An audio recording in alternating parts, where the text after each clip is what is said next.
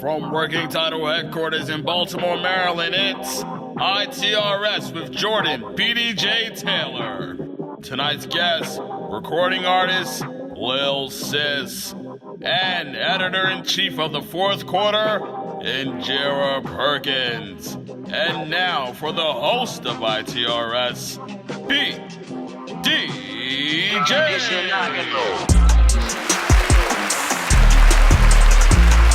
What's up?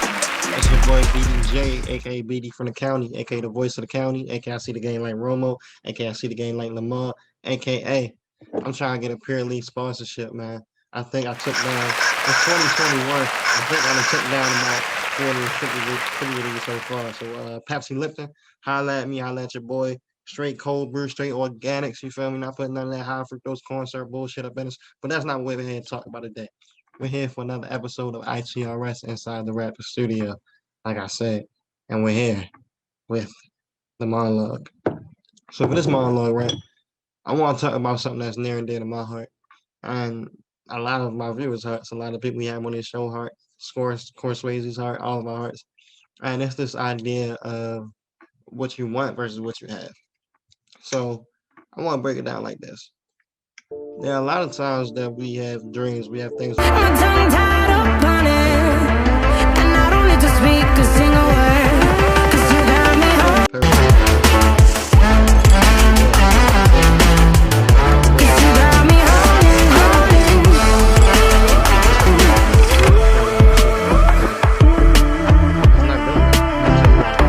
And I'll be running, 'cause that's by a lone, low land. The tides will turn without us. Take it in real life like haiku, fall right into place. Even if I lost all my money, the zero runs deep.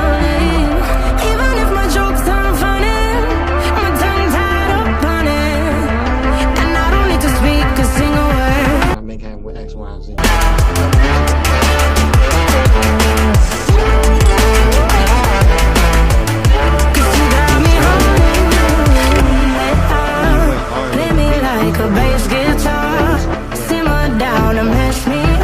Broken, you'd only see corner of the screen, and he was making beats on there and working hard on there, grinding on there, and that's just a testament to what I'm saying. You know what I mean? Don't wait for. And I've been chilling, watching the ocean with you, baby, up with a slow motion crew, and we up in our cloudlands when people change, but not us, and we just chilling, kicking it, kissed by the sun, could be soaked to the skin in the mall soon. I know she got the good vibes when seasons change, but we're the same. Even if I lost all my money, the zero runs deep. Endeavors, but listen, we got a great show coming up for y'all tonight. Again, I'm not sure what monologue or where this gets sliced in at, but I know I'm in the motherfucking Green Mansion.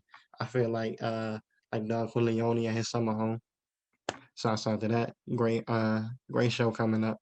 I can guarantee that. I don't even know what's coming up, but I can guarantee it's gonna be a great show. And last but not least, if you want to advertise with us, make sure you hit up myself, hit up Score, send those advertisements in so we can get you paid.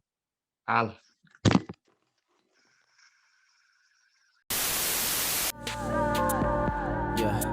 I'm staying inside. I'm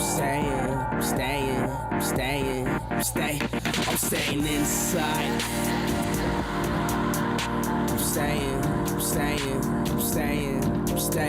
I'm staying inside. I'm staying. I love hearing it, man. Y'all sound so loud this week. I don't know what was going on last week, but y'all piped up.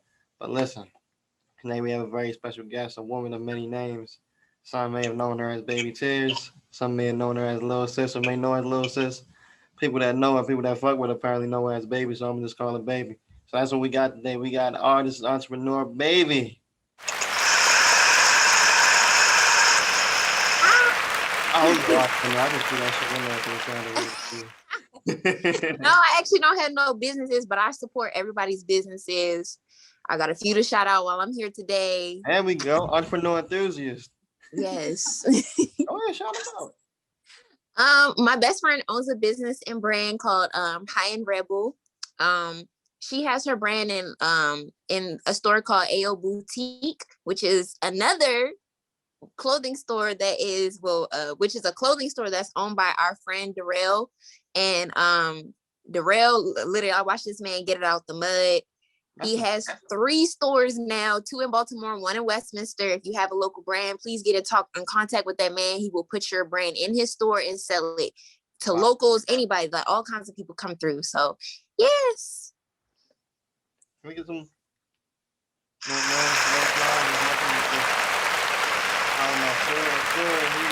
got a little different. I don't know what's up, my guy.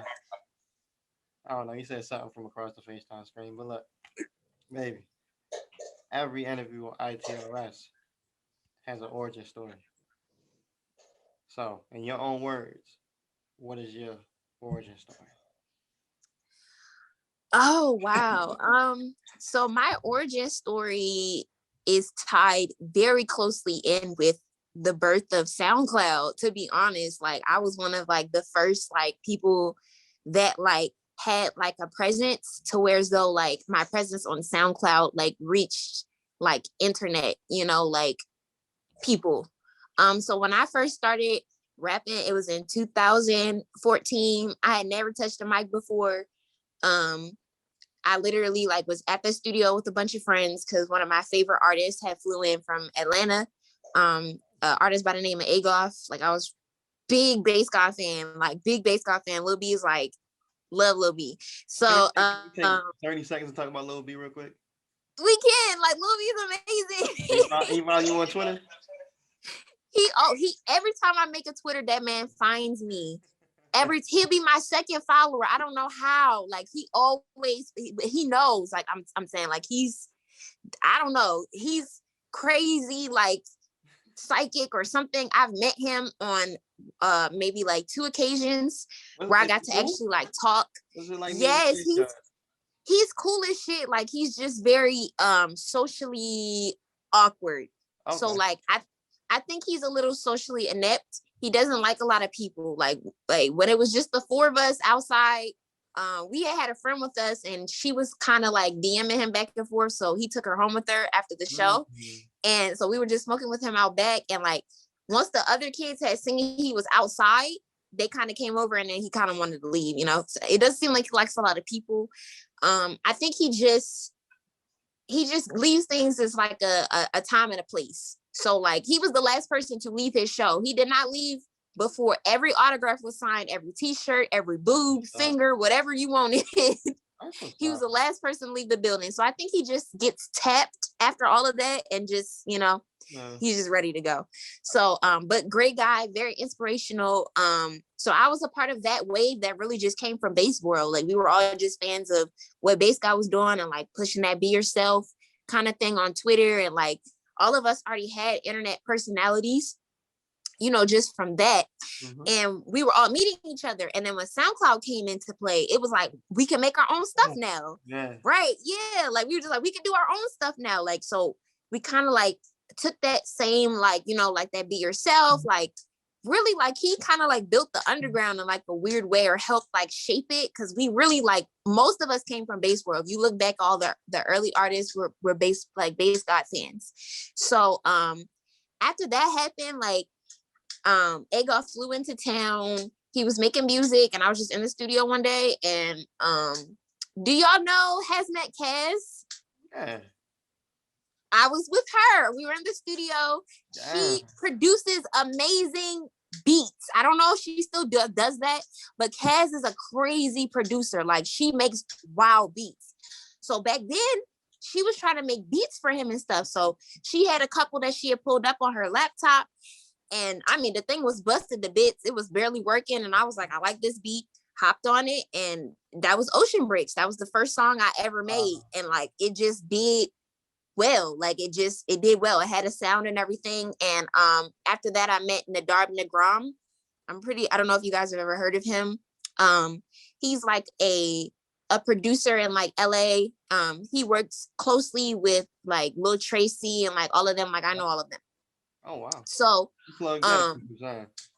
huh? You plugged in. That's what you saying. Yeah. Well, I mean, it was random. I was on Yeah. Twitter. This guy comments on my page, on my SoundCloud. He tells me my song sucks. I get irritated and I start going off on him. And no. it's literally somebody that's like famous now too. His name's like Drip. One is a Drip something. I can't remember his name, but he pissed me off. And I started going off on him on Twitter. And then Nadar was one of his followers, I guess. And he actually took the time to listen to my music.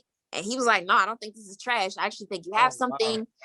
And let me send you beats. And I was like, all right, cool. So I got more beats from him. And then it just kind of just took off after that. And this is all like after your first joint coming out. That was Ocean Bricks. I literally had 2 songs on SoundCloud. That was it. It was just 2 songs. So what I've never did that kind of like, I don't know. They say oftentimes, I know in sports, like if you're a rookie and you win a championship your first year, sometimes you tend to take for granted how hard that struggle is or that grind is to get to a championship again. So did seeing all that success early kind of impact the way you looked at this whole thing, or was it just like? I mean, I didn't know what to do with it. Back then, it didn't seem serious. Like it just was like, you know, like I was just on Twitter all the time, and it was like more of like, you know, just like a Twitter thing. So let's go in your room. Thank you.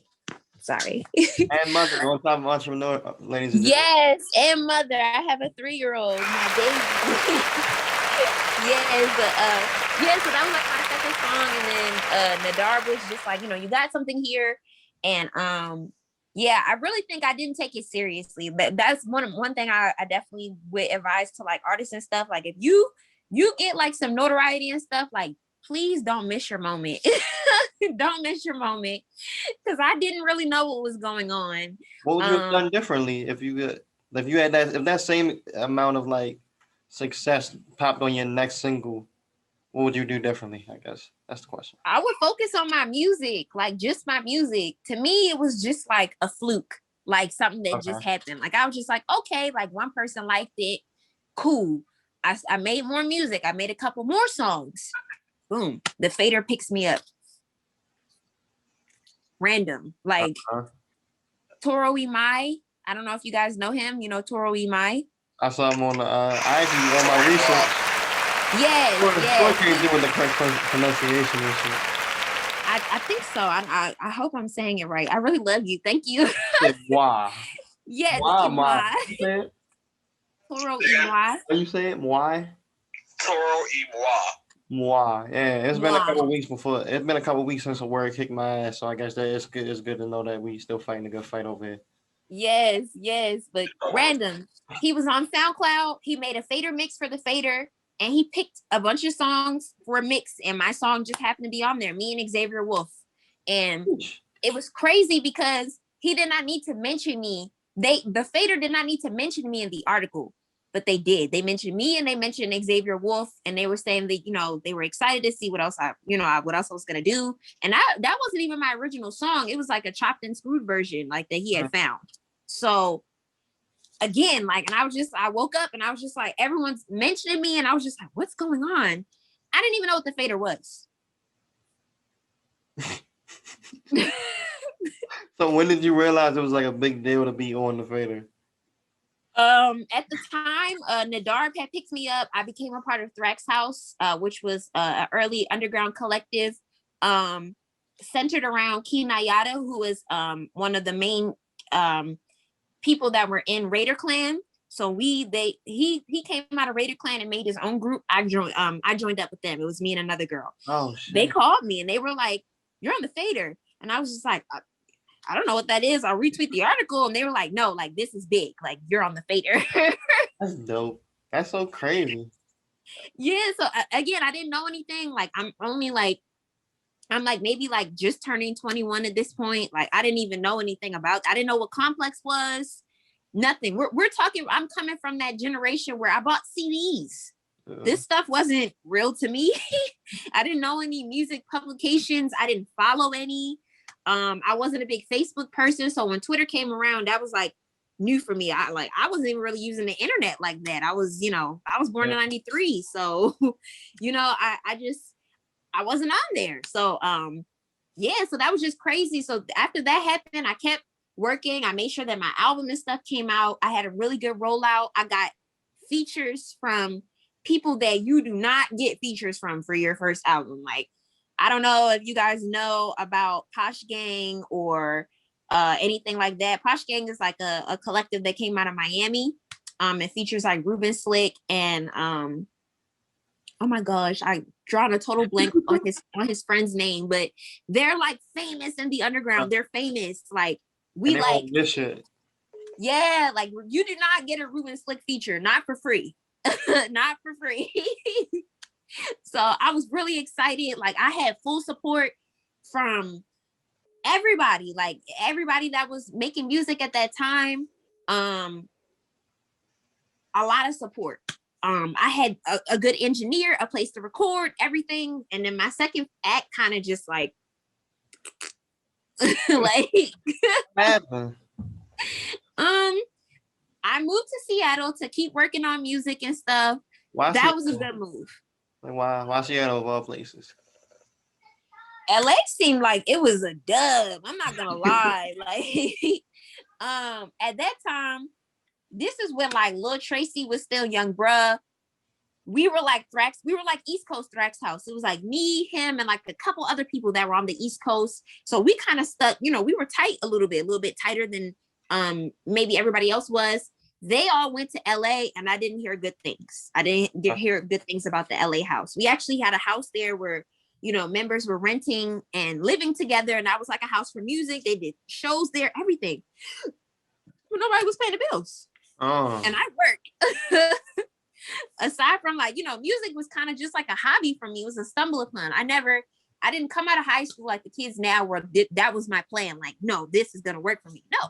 I had already went to Job Corps. I was a licensed pharmacy technician. Oh, wow. Like music was kind of just like, oh, I'm good at this. Wow. Like, like it wasn't super, super serious. So I was just like, I'm going to take my talents to Seattle. I went there for a visit for Christmas, to visit because the main faction is from Seattle. Like the heart of the Thrax house was in Seattle. So I ended up staying there. I had a round trip ticket and I just didn't go home. Like I was just like literally I was just like, can I stay? And they were like, yeah. And I was like, all right. And I just didn't get on the flight. Like I just stayed. I was just like, I'm gonna just figure out how to make it work here because it was just nothing for me. And Baltimore left. Like Agoff and the studio situation went up in smoke. The boys lost the house. The studio was gone. So I didn't know anywhere. There was no scene to support me. There were no I guess I could have reached out to like studios and stuff like that, but like back then it didn't seem like that wasn't a concept back then. You know what I'm saying? Well, like where you would just call a studio and be like, oh, I want to record a song. And like, like you had to pay them like $300, $400, like it would be expensive. So like, during that time, that's when everybody was figuring out how to do everything for themselves. So the studio I was recording at was in-house. Those guys went to Micah. They graduated, were excellent engineers. They just so happened to build a studio in the house for extra money to get, to help pay rent. And I was able to take advantage of that, which is like $30, $40, $50 sessions, stuff I could afford. So it just never dawned on me to, hey, maybe reach out to a studio in the city, tell them, hey, I have some success. We could try to put a sound together and take it further. But that wasn't even a concept to me back then. I had no idea that was even something I could, like rearrange. So I just kept trying to make it work in Seattle. And I just kept having housing issues where like I would have a job, be living somewhere, and then it didn't work out. Live with a boyfriend, then we broke up. Then I was back in Baltimore. Then I moved back to Seattle. Like my life just went into a tailspin. And then I had my son. So I was just like, I don't really know, like, if I'm going to keep doing this or not. And, when I had my son, I kind of just gave up. Like, I was just like, I'm just be a mom, whatever. And then me and his dad do not stay together. So I was just like, I started writing again. Like, I don't know. Like, so here we are. That's cool. That's cool how it all came back full circle. I want to ask though. So in the time that you've been gone, I know you've seen this whole vibrant scene kind of start to spring up. So what is it like for you to now kind of re-enter into that world? You know what I mean? 'Cause I know you did some work with the Two World Order. Shout out the gang over there. Shout out. Yes, me and Kay, that is my baby. Shout out to Kay. Shout out to Two World Order. Kay has been. If I had a back brace, Kay is probably somewhere in the back brace. Like he's probably like at the top, keeping this part together. Like literally, when I came back after leaving Seattle the first time in 2017, is when I met Kay. He was working with Thank God. Shouts out to Thank God. Me and Thank God have been friends for years. Very talented artist. I would never start rapping without that guy. But him and Thank God were doing I think Thank God was hosting shows or like doormanning at certain events and stuff. And he met Kay somehow. And then Kay was at Bell Foundry. This is all the way back when we didn't even have a venue. There were like the Crown. I didn't even know what that was. So he was doing shows at the Bell Foundry. I performed at probably one of the first 808s. Okay. So I kind of was in the beginning, I was there, but just not very present because I moved back to Seattle. If I had never moved back, things would be different. I probably wouldn't even be here right now. I would have got to work. I would have made sure that I got everything done. I wouldn't have no distractions. My life would be a lot different if I had stayed in Baltimore back in 2017 and then continued to build with Kay because he was on to something and I supported it back then. I mean, that man did not have a lot. And he paid everybody for their show, everybody for their set. Even if it was $50, he gave you something. You gotta come. Nobody was doing that back then. Yeah. You couldn't get paid. You couldn't even get a show. You couldn't get a show.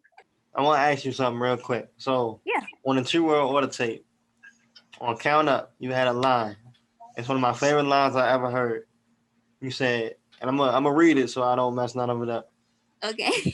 Man, bitch try me. She know I'ma spin her shit like a roulette table. One of the greatest lines I ever heard in rap history. So was that more inspired by you wanting to spin a bitch shit or by your move to Las Vegas? Or both? Maybe equally. This is gonna be crazy, but I love Stunning for Vegas, and I kind of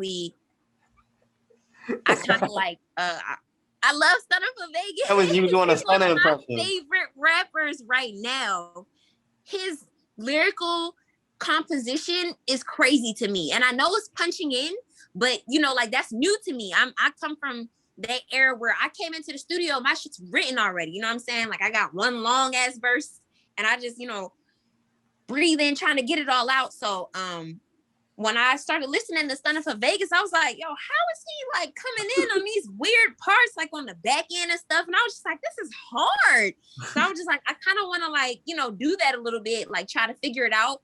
And so on Count Up, it just made sense. I was just like, I'm in Vegas right now, Yeah. Okay, yeah. And I'm telling you, timing is everything. Because if I hadn't have put it on the back end like that, it wouldn't have sounded like that. Right. All right, so enough about Stunning and on to you. What you got coming next? What can we look out for? What is next? What's coming? Right now, I'm just trying to figure out my sound. That part 2 phase that I should have moved into after. My first album is where I am right now, where I'm just trying to figure out where's my niche? What am I sounding like? Because I'm so tired of people telling me I sound like Rico Nasty. I'm so it's you give a little bit of pop punk and people just Rico Nasty. They just cornhole you right into Rico Nasty. And it's just I've been rapping just as long as her. I think I'm older than her.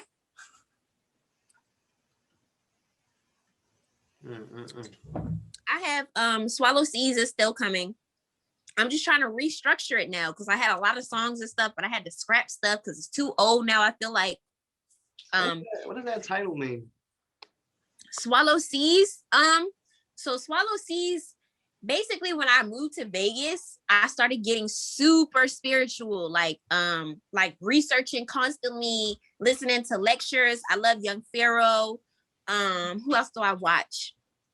I used to I used to dibble around with Farrakhan and all of them, but I kind of moved away since now.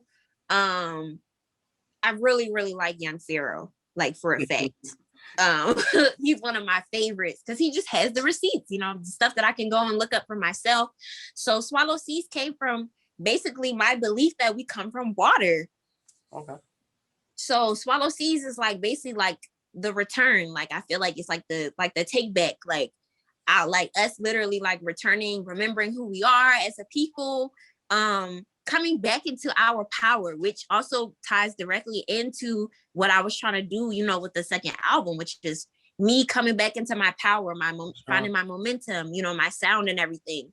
So it's basically like Swallow Seas, you could just say is like saying submit. Like that's it.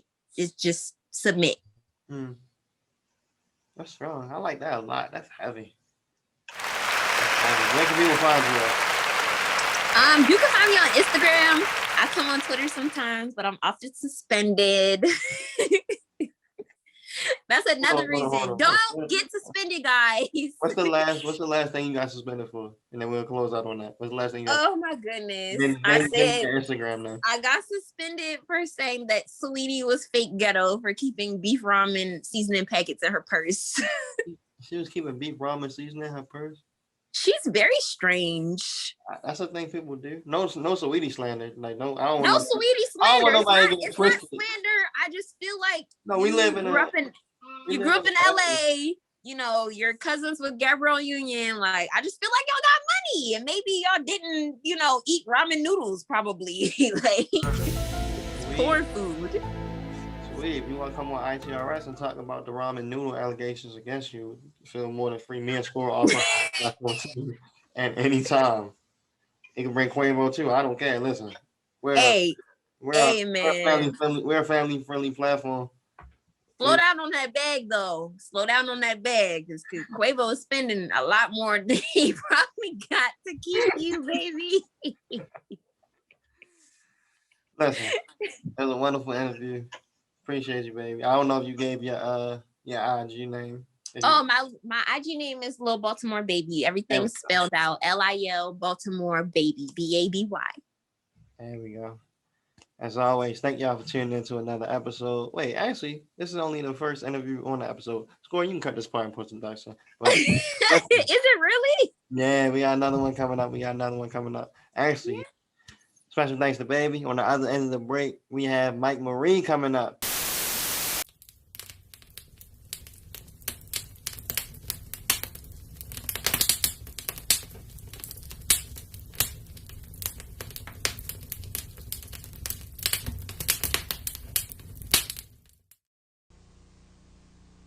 ITRS is brought to you by SwayzeTV. It's just fucking television. And Working Title Podcast. Catch all new episodes 11 a.m. every Monday morning. Back to the show.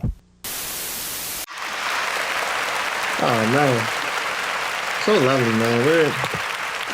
So look, we had to call an audible. Me and my good friend Score. As you can see, we're on a private jet now. We weren't on a private jet before, but time moves fast in the BD world. So the Swayze Cinematic Universe, if you will. But look, we're supposed to have Mike and Marie, scheduling conflicts, you know, all the bullshit that happens. I think it was just warm out, and she was like, "Fuck y'all niggas, I'm about to go shake my ass." But hey, what do I know? I'm just a nigga who sits in front of a computer and talks to people. But I say that to say, in her place, we have one of my closest, dearest old friends, good old Njera Perkins, the pen, aka the pen. That's her nickname. She said, "Fuck your dad." That's my name. I'm the pen. Njera, how you feeling? Did you unmute? Is it unmute?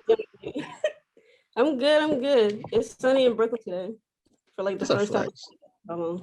It's sunny in Brooklyn. That sounds like a it's a bar. album. Yeah. What did I forget? I feel like I didn't give you a good enough introduction. You are. Let's see. It was very simple, but it's okay because I know you. It's fine. You don't have to run through my accolades and my accomplishments just yet. Can you run through them for the audience that may not know you? Can I run through them? I'm a freelance journalist, former publicist as of last week. I write for Afrotech, and I contribute to other publications like Shadow and Act. I've written for Daily Rap Facts, The Gumbo, and so forth. So, Yeah, that's my spiel. I'm just And regular. editor-in-chief of the fourth quarter, and the Editor-in-chief judge of the home fourth team quarter. honors, and your favorite Judge of the home team writer's favorite writer. honors. Your favorite writer's favorite. Everybody's favorite writer. How about that? Everybody's favorite writer. Are we missing any more? Is there anything on the pinky that I need to? Future author. Oh, future author, screenwriter type thing, IG, A little bit. That's I- on the hush. IG. I'm just speaking things into fruition for you. IG, crib influencer. You posted your crib with all your black owned artwork and your record connoisseur. You do a lot, yo. This is my dog right here. I'm excited. We about to talk some good shit. As y'all can see, me and Njera go way back, man. When I knew her, she was this tall. She was sipping a juice Don't do box. that. She was like, BD, I want to write one day. How can I write? I'm like, listen, as long as you work hard, stay in your books, don't smoke or drink. Can you tell the real story? How did you first find out about me? I don't know. I know you was writing. I know it was that. I know you was writing. The first time I met you was when, like, back in the day, we threw the demo tape show, ironically called the fourth quarter. We threw a show at Philly. And me and Jared had like followed each other for a minute because whenever I see people that write or like have some kind of creative talent, whether I know them or not, I just follow them because that's the type of shit I like to see up and down my timeline, my algorithms and shit. Like I like to see black people create shit. So then she came to the show. She was helping us promote the show.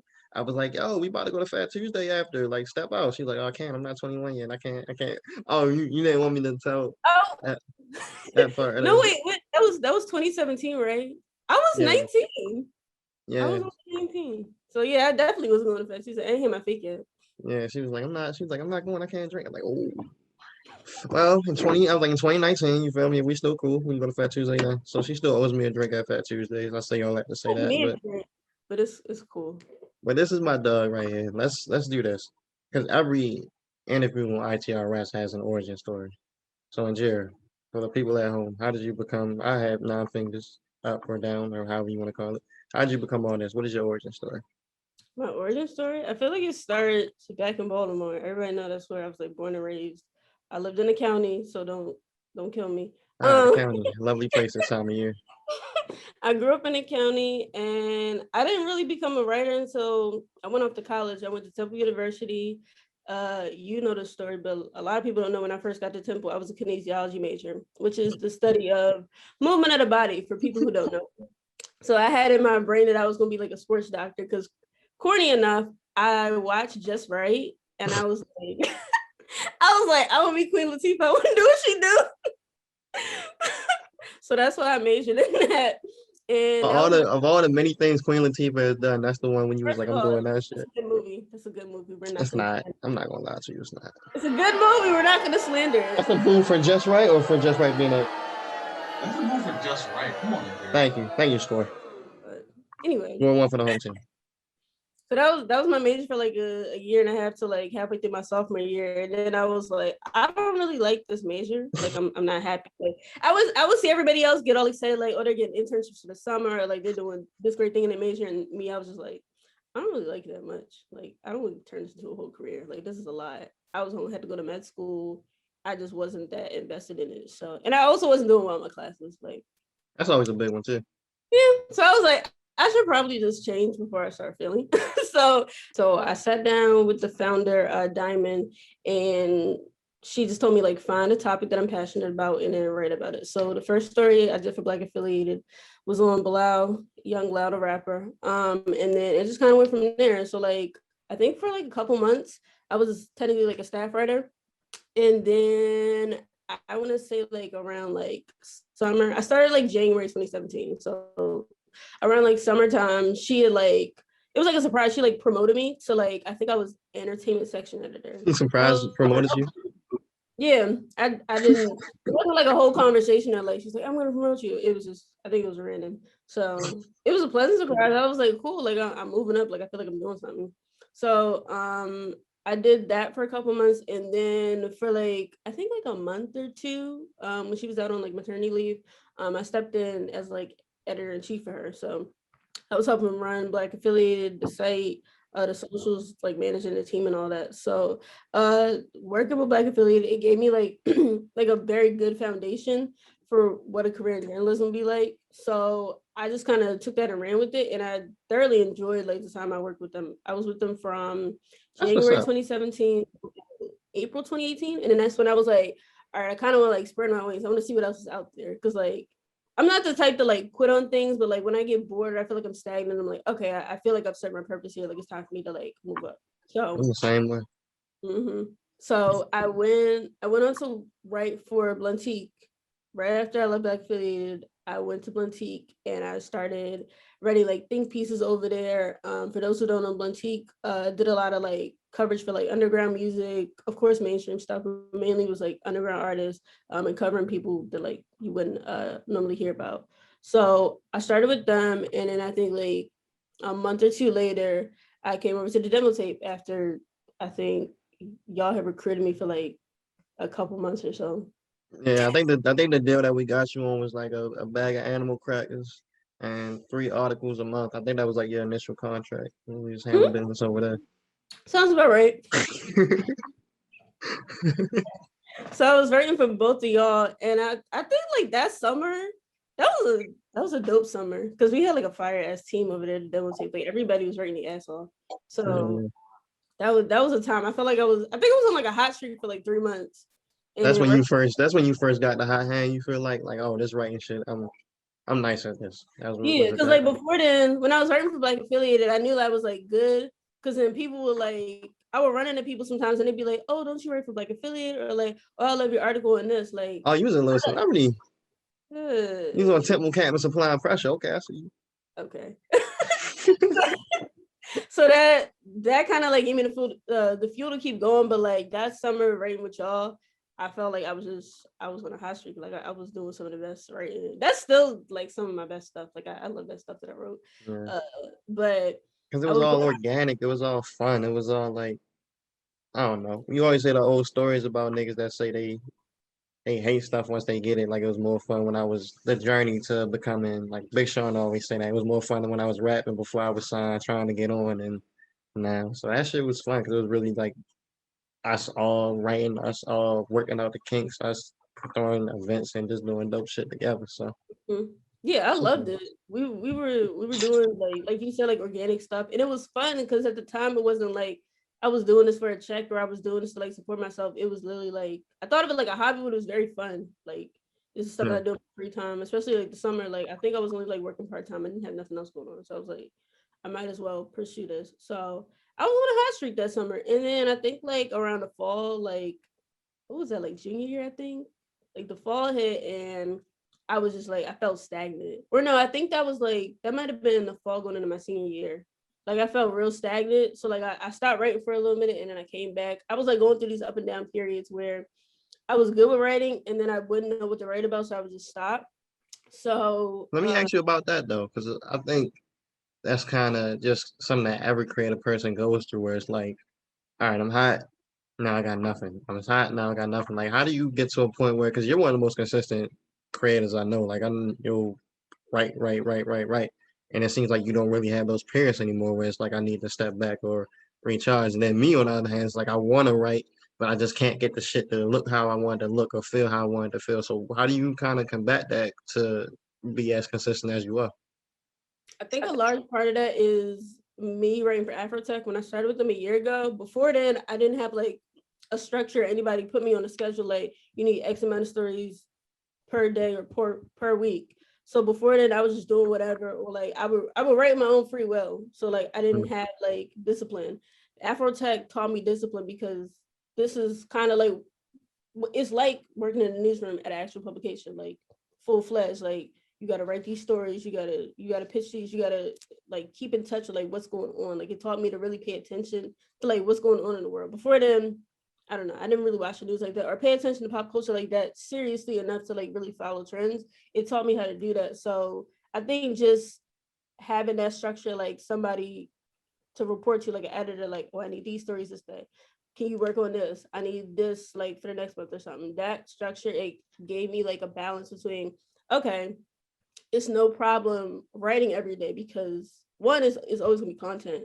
And two, I think just getting in that habit taught me like how to come up with ideas. Because even now I wouldn't say like I have like a formula I follow every time, but I feel like I've written so much, my brain is just always working. That makes sense. Where I'm thinking of the next idea. So like even if I don't have it today, I could be doing something random and I'm like watching TV or something, or like reading a book, or just like going outside or something, and I see something that inspires me. It's like a light switch goes off. So I think that is a large part of how I just stay motivated. I know it's not that easy for everybody, but I think like once you get in that habit, it's easier to come up with ideas like on the fly too. Like it just keeps your mind moving. That makes sense. That makes sense. Let me ask you about this, because it's one thing to be like writer and create stories and come up with stories, but you also have built a name as a star-studded interviewer. You feel me? You interview some notable names. Let's see. Who can I throw on top of my head? Jay Ellis. You feel me? Team Lawrence. Police Rashad. Damn. Who else we got? Can I say the other one? The one that you just did, or I'm not allowed to mention that? Yeah, you can say that. Okay, Kevin Powell. Shit. Who else? You've done so many. Go ahead and share some. Victor Oladipo, another one. Like, god damn. What's another one? Mouse Jones. Mouse Jones, of course, my dog. Sunny Digital. Slim K. Yeah, the shop. So you feel me? So the point being, she's a very prolific interviewer. What has that transition been like? Because I know that when we first met, you weren't really probably the most comfortable doing interviews and shit like that. Not the most comfortable. Like now, I feel like you can walk in a room with fucking Oprah and it's quiet. It's a rap. So how's that transition been?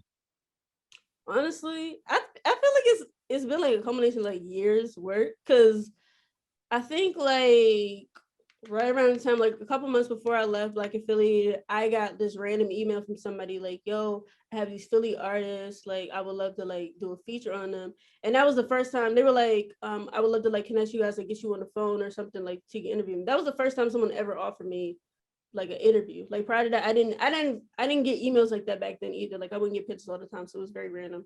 So that was the first time I was like, yo, like I had the opportunity to like actually speak to artists. So I did like mad research. I was so nervous because I didn't know what to do. I think I found, because I didn't know how to record at the time either. Like I didn't have like equipment or anything. So I think I did it I was doing it off my phone at the time because I wasn't doing that many interviews back then. I did it off my phone. I like found a Google number because I didn't know if I should share like my actual number with them.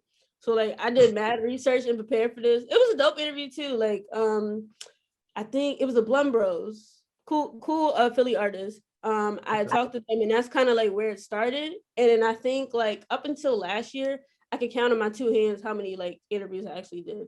So this all like sped up like as soon as I started working for Afrotech, because that's when they started asking me like, okay, we got these people, like we want to do a feature on them. Can you speak to them? I was like, okay, cool. So that it taught me how to interview people working with Afrotech. But then like I didn't start getting celebrity interviews till like last summer.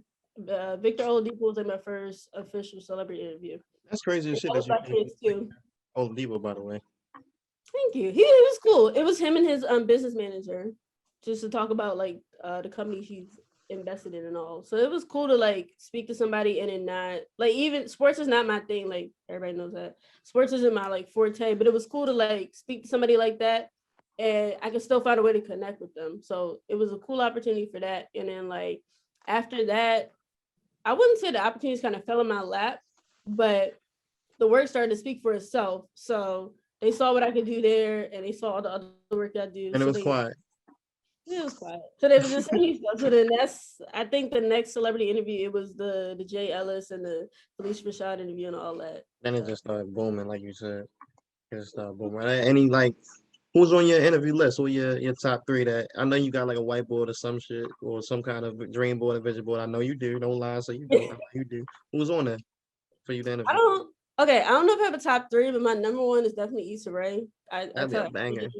Because like I watched her really grow. Like when Awkward Black Girl was on YouTube, my cousin and I would watch that like when the episodes would like premiere. Like we would just watch that religiously. So to see her go from YouTube, like literally from the ground, and then she is like running Hollywood right now, like that shit is dope. Like I would love to just talk to her, like pick her brain one day, like, yo, how did you do it? Like I read her book too. It's like, how do you stay motivated through that stuff? Like you hear no constantly. Like how do you keep going through that? And then now you're like you're proving the whole world wrong. Like that would be dope. So I would love to talk to her. Let's talk a little bit about. By the time they're saying this, the fourth quarter honors will have passed, but you're editor-in-chief for the fourth quarter, fourthquarterhq.com, a judge on the home team honors. What has that experience been like? I want to hear from your perspective because I know for me, like, and y'all don't know by now, I'm very involved in the fourth quarter, but it's just been dope for me to see Njera really step into the editor-in-chief role, and I can like kind of do whatever things I need to do as like whatever my role is. I can kind of do whatever things I need to do, but it's really dope seeing your progression. And I tell you this all the time, but just seeing you step into like, okay, we need content for the week. We need to have this. We need to have that. We need this. We need that. We have this idea, that idea. Just seeing you kind of flourish, it's been dope. And I can hear you talk about Black affiliated and then seeing it translate to now is like, oh, okay, that's where you learned all that game from. That's you feel me. So how has it been for you? What are your goals, your ambitions, your highs, your lows of the fourth quarter so far?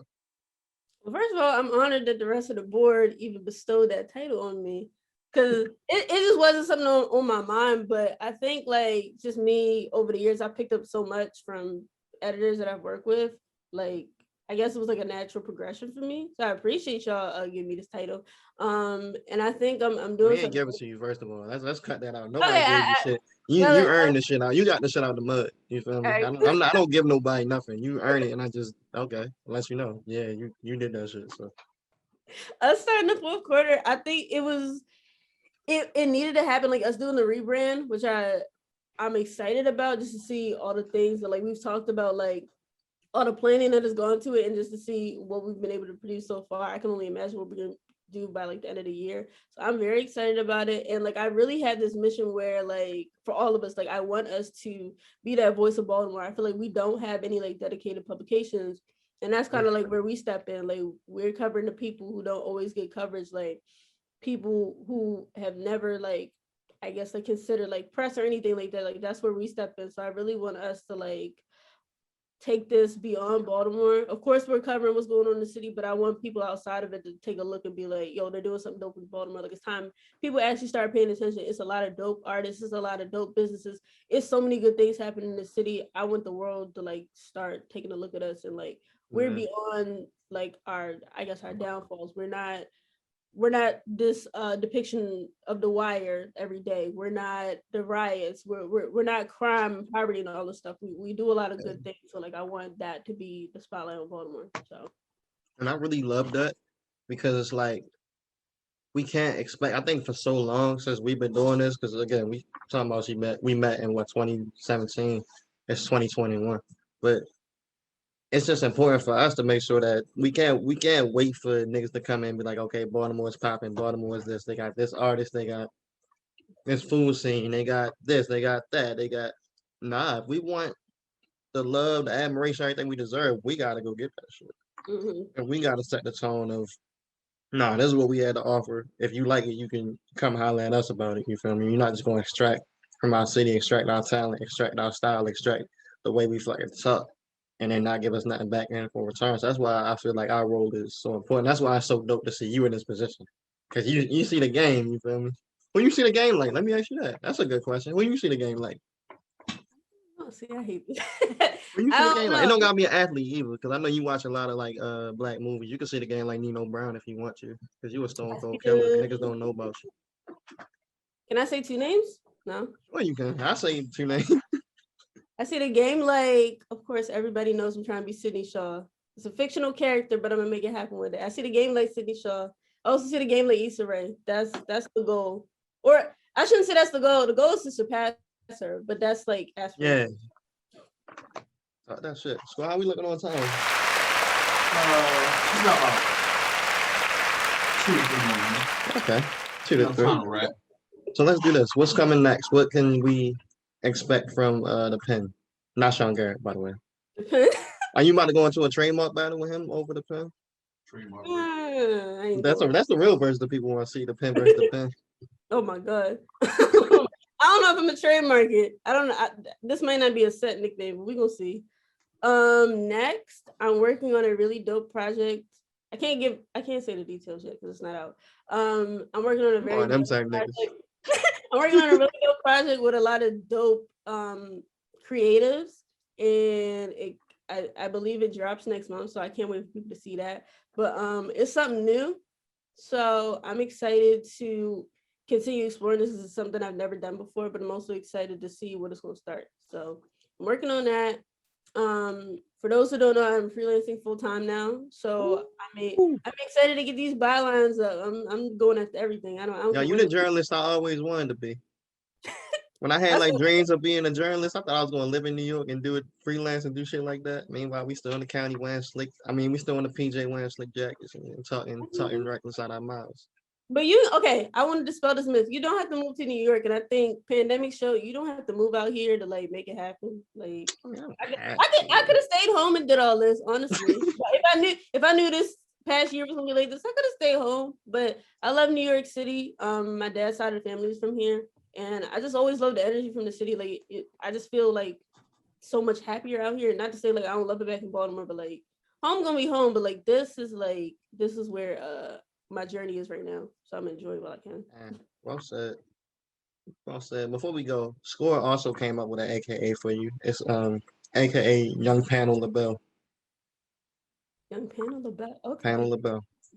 Because how many panels have you done so far? Do you know? I haven't done that many panels. I think what is that, like 3? Only 3. But I guess this only month 3. How many panels have you done, bro? -2. -2, he says. And I'm on a gardening panel this weekend, actually. Ironically, they didn't give me a promo or flyer or nothing, but I'm on a gardening panel. I'm talking to people in Pennsylvania about the transformative nature of gardens. That sounds very interesting. It sounds crazy, right? But it really makes sense. I'm about to be talking to we'll talk. I don't want to get too much away. If y'all want to know more about my panel work, y'all can follow Black Yale Institute. You feel me? I do a lot of things outside of staring in front of the webcam talking shit to my friends. Here you go, plug. But I've done some cool panels. Of course, I want to do more. Like I think they're interesting. Like it's just a way to like you connect with different people. You can also just like it's good to inform. Like I love being in that position where people think I'm like, I don't know, have enough wisdom to share in essence. So it's dope to be considered for panels. I hope I do more. Yeah, this interview has been dope. I like sharing my story. So thank you. All right, for real, last question. This is really the last question. You stranded on a desert island. All you got is a Blu-ray player and 3 DVDs. What DVD? Well, yeah, a TV too. You got a TV. I think I was thinking one of the portable. One of the portable ones that just flip up. Anyway, you got a way to watch these movies. However you see fit. All right, 3 movies. What's your 3? Roll Bounce, because everybody knows that's my favorite movie. Brown Sugar, because everybody knows that's your favorite quote. Duh, who doesn't love hip hop and love? Like they go together. Roll Bounce, Brown Sugar, and The Best Man, just because it's a classic. Best Man. Honorable mention is probably Love Jones. I like you got a black ass island. I like that. Anybody who knows me, I watch a lot of black stuff. Not to say I don't like the other stuff, but like that's my thing. So. when I have kids, that is so politically correct. You said the other stuff. Yo, and Njera, I can tell you used to be a boss at PR because you just PR the shit out of that statement. Just say the Titanic is whack. That's all we gotta say. Just say the Titanic is whack. But listen, we're gonna bring it home. Another episode of ITRS in the book. You got the PR mastermind herself, Njera. You can find her at I am Njera. I didn't have to ask her because I actually know her social media off the top of my head. It's at I am Njera. You spell it like it sounds or spell it like you see it on the Jiffy. Listen, another week in the book. Great episode. Y'all remember what I said at the beginning of this show? Well, that's going to be the monologue next week. Fuck that. Y'all remember what I said next week, this week? Whenever y'all hit a monologue, y'all remember I said don't go out there, don't act a fool because it's getting warm, don't get your head knocked off, don't blow your stimmy on no bullshit. Hey, it's a lot of things that niggas can get into with the warm weather and the pandemic, quote unquote, ending. Niggas is lifting a lot of restrictions. Stay safe. I'll see y'all back here next week.